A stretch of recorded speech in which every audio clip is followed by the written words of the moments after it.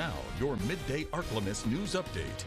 Tuesday afternoon, thanks for tuning in to NBC News Daily. I'm Randy Stone with your Midday Ark-La-Miss update. There's a new nonprofit organization just south of West Monroe in Balcomville. They seek to provide help to those who live there. NBC 10's Joel Massey has more on how it was started and the work they're doing to get it up and running. There are a lot of homeless people who roam around here in these parks, looking for shelter, looking for a place of shade and cooling. So, I tend to see these guys over here in this creek area over there, looking for a place to shower, bathe. So I feel like it'll be a breakthrough for this environment or this community especially, because there's so many of them kind of just wandering around looking for a place to go. Balcomville resident Joseph Rogers has a small family and was excited to meet the core team of the new nonprofit called the Refuge Center, and especially the two women founders, Maria Jordan and Stacy Shaw. I hired Stacy to work with me, and we happen to go to the same church together and stuff.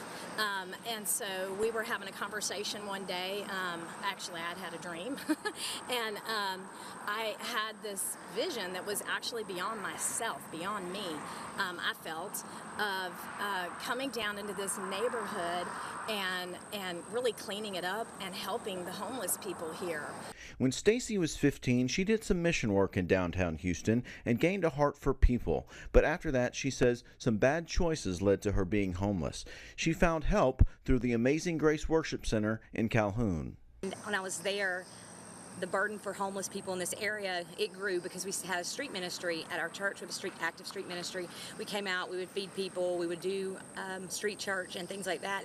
And I was getting to know people out here, and I was getting to know these people who, they weren't on drugs, they had hard times. Through a letter writing campaign, the next step of the project fell into place. This land here was donated to us, and from then it's just grown.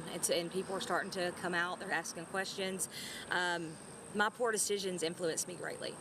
The fact that I know people, that when we have, we feed people, they come up here and they're like, oh, we're so glad you're here. And just to give people hope that they can lay down at night clean in a place without having to worry about violence or anything like that. Stacy says that safety and dignity is something she wants to provide because that's what she received when she met her team. For your Ark-La-Miss news source, I'm Joel Massey. Well, new information this morning. A Louisiana leader instrumental to the state's post-Katrina recovery efforts has died over the weekend. Former Louisiana House Speaker Joe Salter loses his long battle with kidney cancer.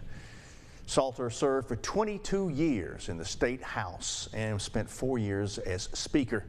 He's also remembered for working with Governor Kathleen Branco to pass several bills that got the state back on its feet. Salter was 82 years old. And now, exclusive Storm Tracker Doppler weather with meteorologist Chase Ward. A few patchy storms are possible, mainly south I-20 corridor for this afternoon, but we're still expecting excessive heat to continue with temperatures still reaching as high as 100 to 101, heat index over 110. So stay safe. Anything outdoors, it's really best to kind of keep it inside with how hot it's going to be. Now, patchy storms will linger even right after sunset, but they'll start to dissipate as we kind of progress into the night. Now, as we go into tomorrow, there's going to be a frontal boundary pushing across South Arkansas. We'll see a spark up and scatter to potentially widespread rain and thunderstorms. However, this will provide a little bit of relief as we see the clouds and the rain that will settle in. As we kind of head deeper into the late week, we'll see winds mostly calm out of the north and northwest, which will provide some relief along with a little lingering cloud cover throughout parts of Thursday and Friday.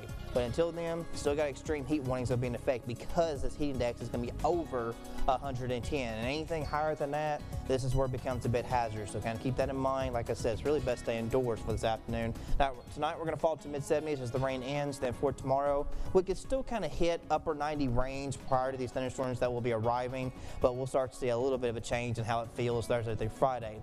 As we head into the weekend, temperatures will be kind of climbing back to the mid-90s, but there might be a chance for temperatures to fall back to lower 90s once again, with more chance of thunderstorms next Tuesday and Wednesday. Lows will stay lower 70s. Is it for our Tuesday midday update. NBC News Daily will be continuing now. The heat is upon us. Check on your neighbors, check on your pets, take care of each other, stay hydrated, and God bless.